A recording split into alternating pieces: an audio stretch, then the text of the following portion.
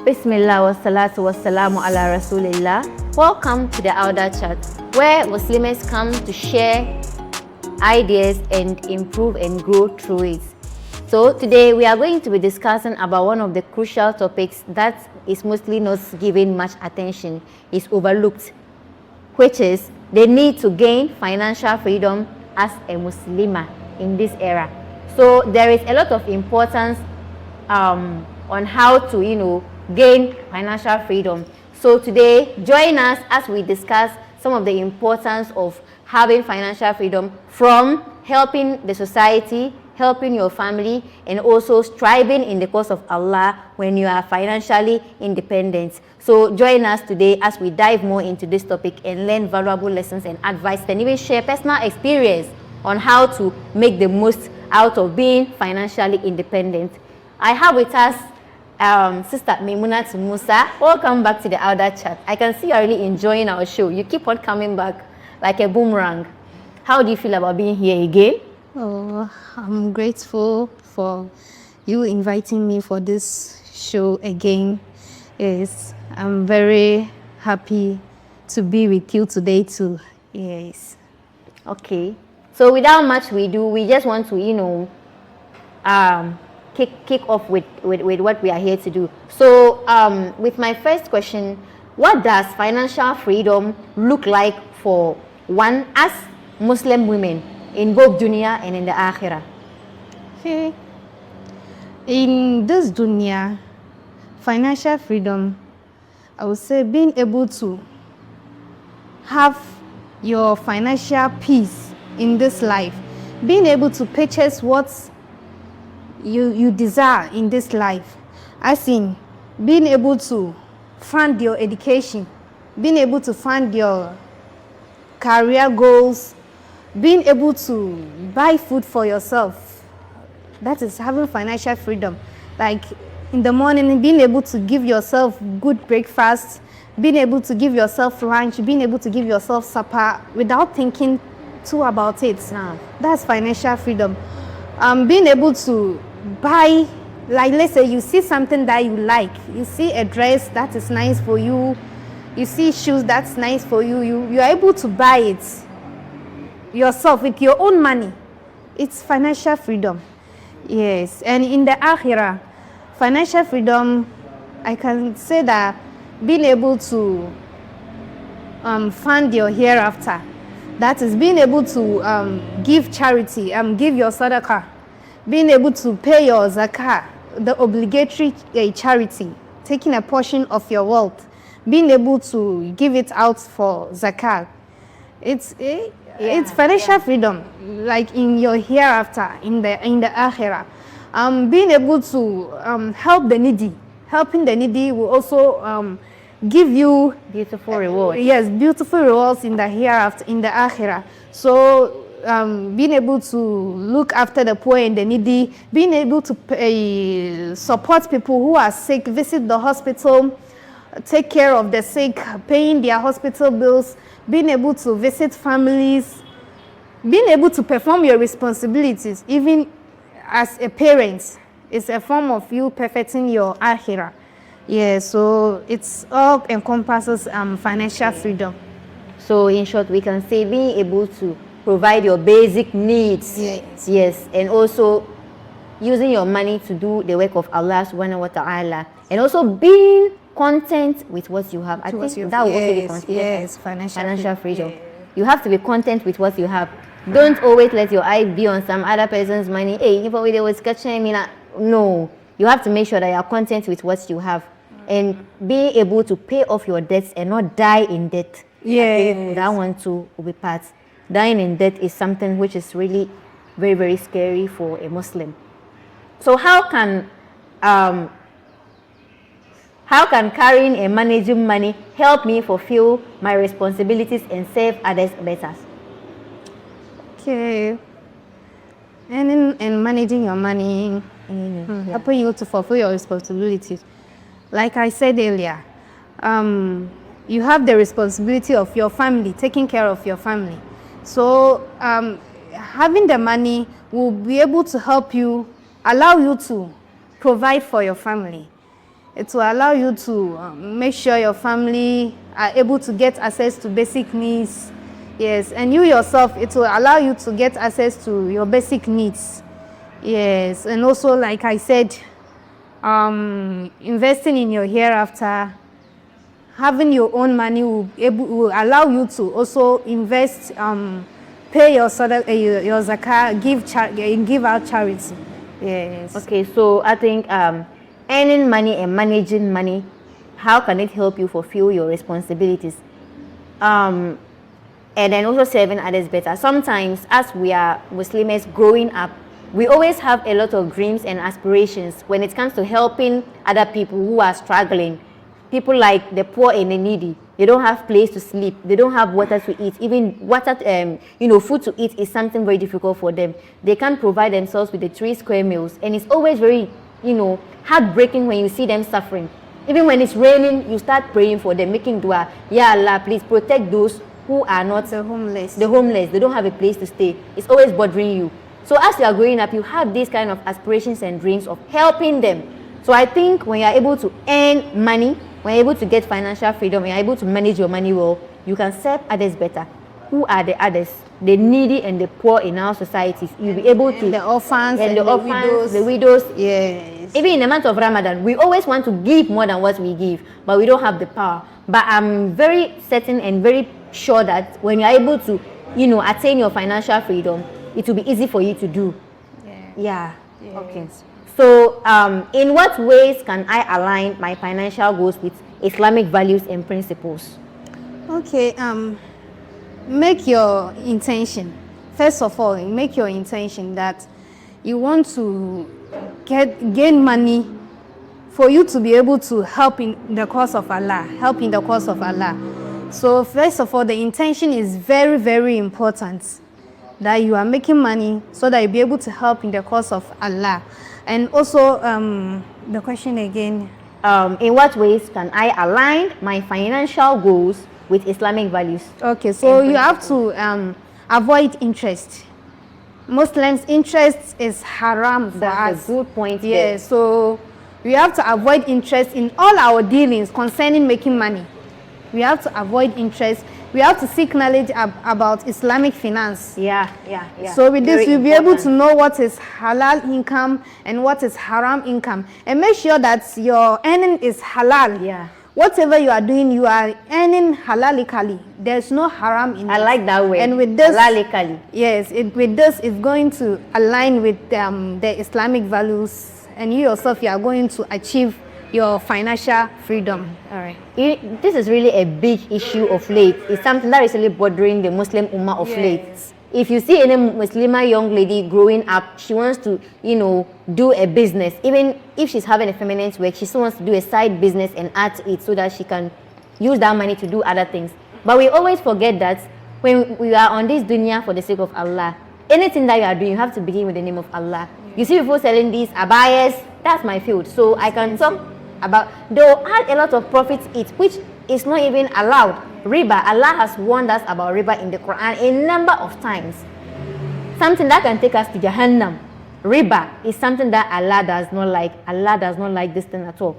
So when we are selling these things, we should know that we are selling for the sake of Allah. And the business you are doing, as you mentioned, what kind of business are you doing? Where are you earning your money from? Is it from gambling?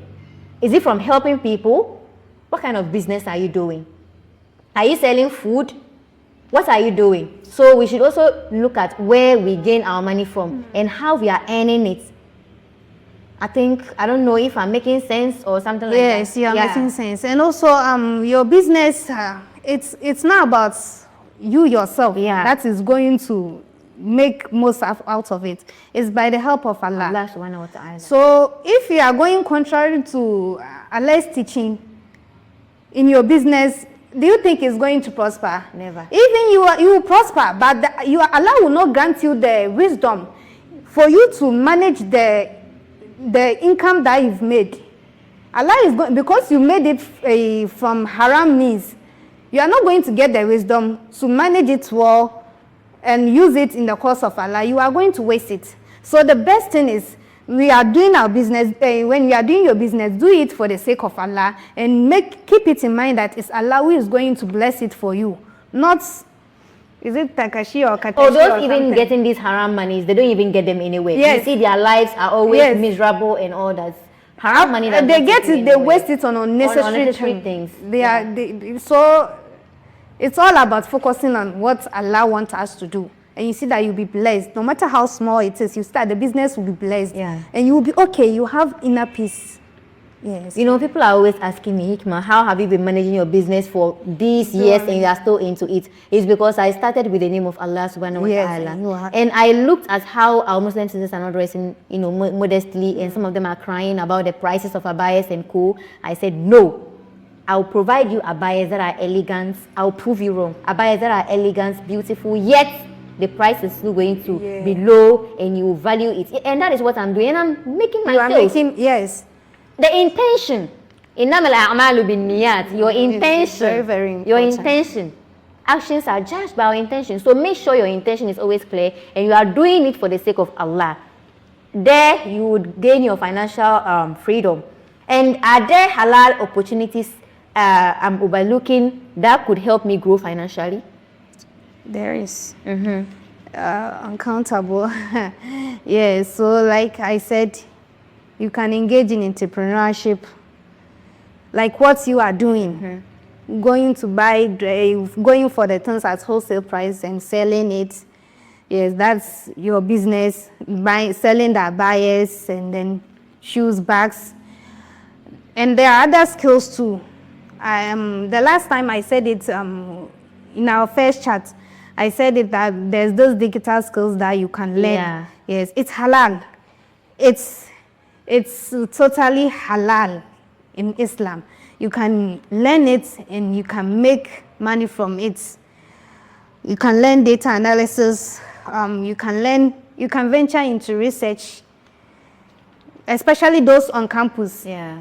After school, you can decide to venture into research and to help students on their project works, to help people who are reading their master's students with their thesis, help with their data analysis.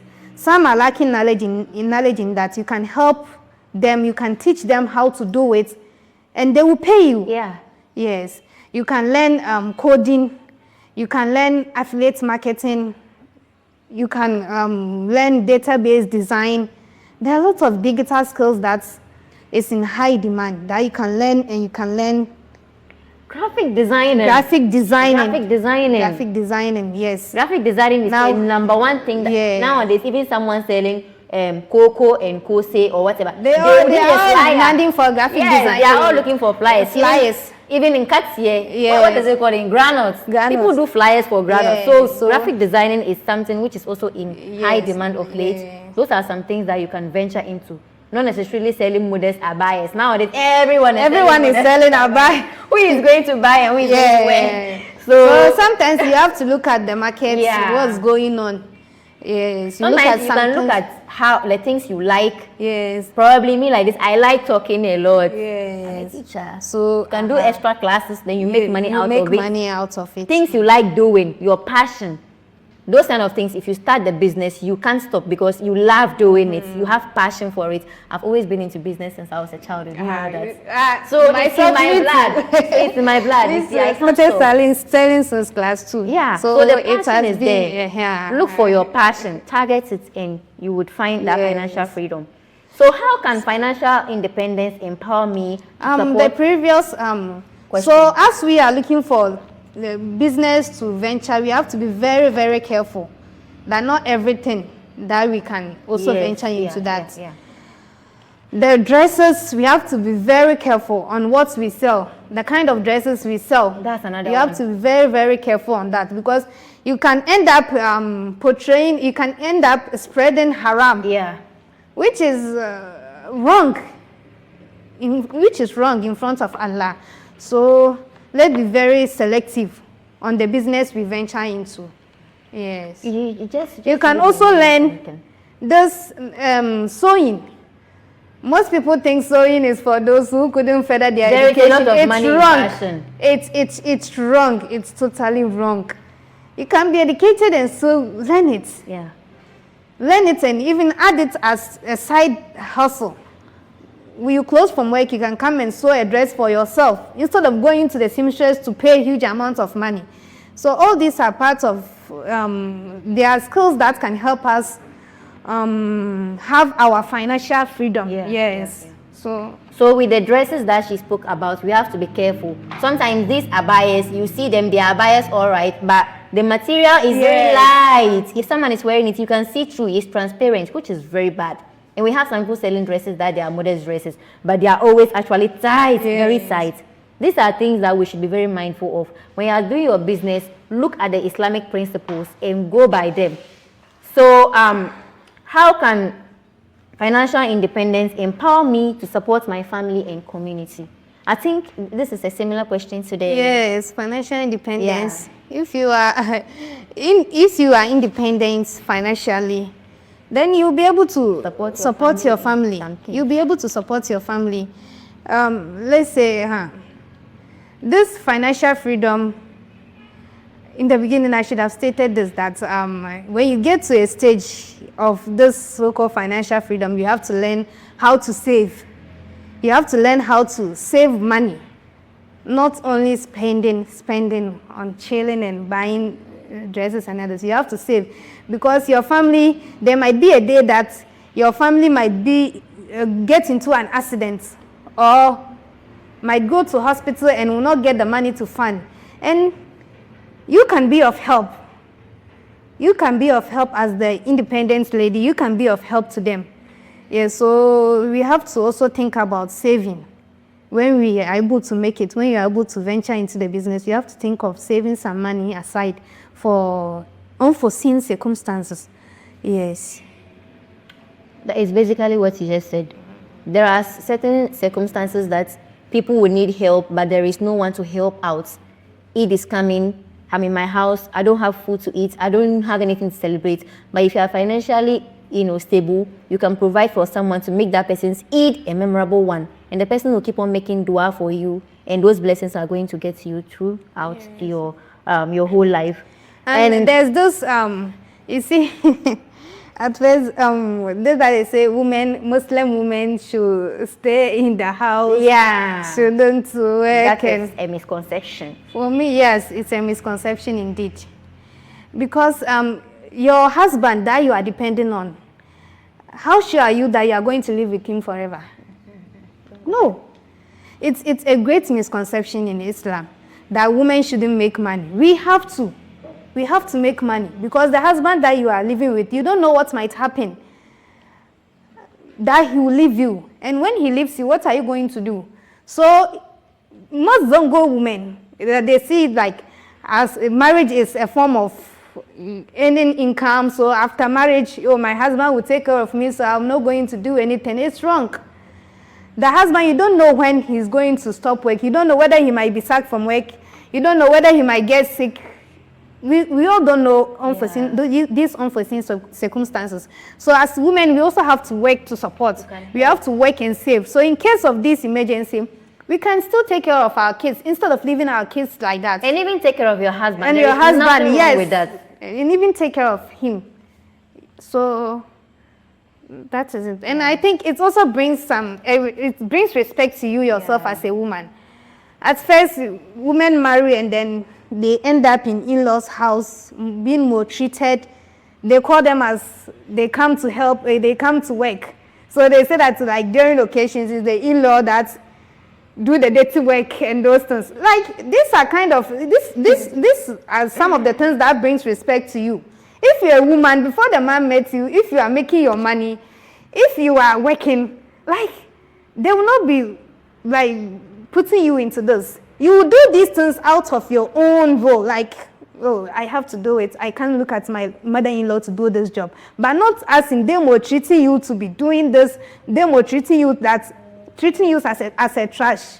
Because they think you are not working, you are chopping their brothers or their son money. So you have to do all the trash thing. Right. Yeah, so as a woman, you have to, your financial freedom is very, very important. So she doesn't mean it's every marriage that happens that way. Yeah, She's just saying that, sometimes you don't know what will happen. Yes. So you should at least plan ahead. Your husband can be rich, taking care of you and all that, but you don't know what will happen. That's the case. He might lose his job, he might fall sick, you might be living with only your husband, and these things will happen. Who will take care of your children? Who will take care of you? If you are not working, who will take care of you? Even if your husband is working and you are also working, there are certain things that you can also provide for yourself. Yes, as a woman having your financial freedom, it makes you even love your husband more. You don't always have to. You don't always have to wait that you are waiting for him to bring you money. Like, you see, money actually changes our mood. So you come home, you have your money. We love money, of course. You already have your money. So, oh, baby, let me buy this for you. You are coming home from work. You buy wristwatch for your husband. It's very nice. You buy shirts for him. You see, it's a form of love making. Love, you know. Not always sitting down like that and waiting for him to provide. To bring you gifts all the time. You yourself, you will not find a way of showing left. So, it will feel like you are just receiving, you are not giving. It doesn't. So what limiting beliefs do I have about money? Me. What limiting beliefs do I have about money? And how can I replace them with tawakkul and action? Not just tawakkul, but with action. With action. Yeah. Okay, limiting belief. Okay, people think we just sit down and think Allah will provide. We are just always saying that let's have patience. Allah will provide. Without you going out to search for a job, you are sitting in the house saying Allah will provide. How? Allah helps those who help themselves. You wake up, you have to go out, you pray your tahajjud, you put the day in the hands of Allah. Then you go out to search for the job. And Allah will provide the way. But you just don't sit in the house and then say that, think Allah is going to look for the job and bring it to you in your house. No, it's not like that. It doesn't work like that. Yeah. Yes. As you keep the trust in Allah, you also have to put in your efforts. Work for it. And Allah will bless it for you. Okay. So, yes. So, as my sister said, you have to put in the effort and Allah would actually help you. If you keep on praying without working, how can Allah can do it for you, but you have to also work. Allah gave you hands and feet for a reason, mouth for a reason, for you to work for yourself. See the ants. See the ants. Allah actually gave a whole surah about ants. The ants are very hard working.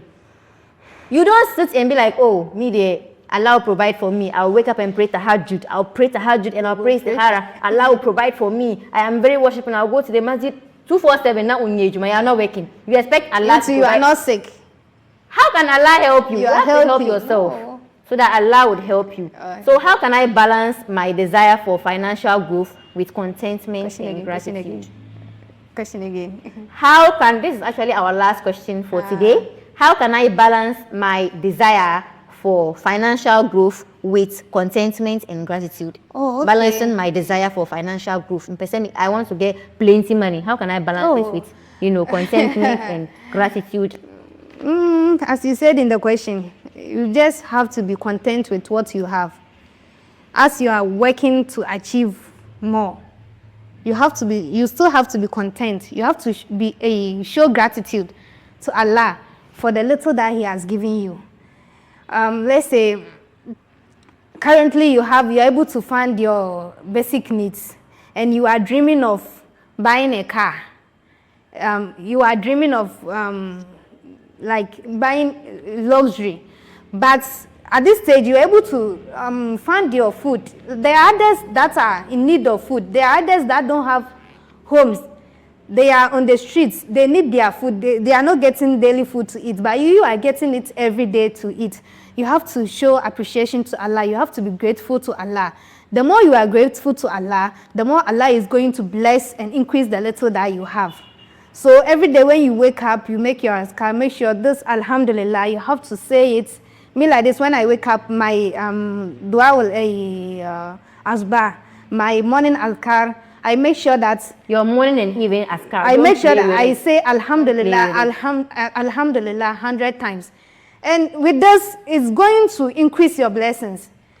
Allah loves those who are grateful, who show gratitude to Him. So if you show gratitude to Him, He's going to increase your sustenance. He's going to bless you. He's going to increase your wealth. instead of sitting down and saying, oh, this, I'm not getting enough, or even using haram means to get more of it. No, if you show gratitude, you'll be able to keep it to yourself and then keep everything halalically. If you are greedy, that's when you will venture into haram means. So you have to show gratitude. You have to be content with what we have. We don't have to be greedy and jealous of what others have. If you do that, you are going to engage in haram deeds, which will prevent Allah from blessing us. Yeah, so if you are content, Allah would give you more and you would be satisfied. Yeah. So that is all what our sister said. Thank you so much for joining us today. You're welcome. It's always an experiential moment with you, Sister Maimunatu Musa. Thank you. You are an inspiration. May Allah subhanahu wa ta'ala bless you and give you the reward. May and we pray that those watching us will also learn and pick valuable lessons from this season with us. So this brings us to the end of today's episode on how to gain financial freedom as a Muslimah. So see you next time on the Auda Chat. Assalamu alaikum wa rahmatullahi wa barakatuh. Wa alaikum salam wa rahmatullahi wa barakatuh.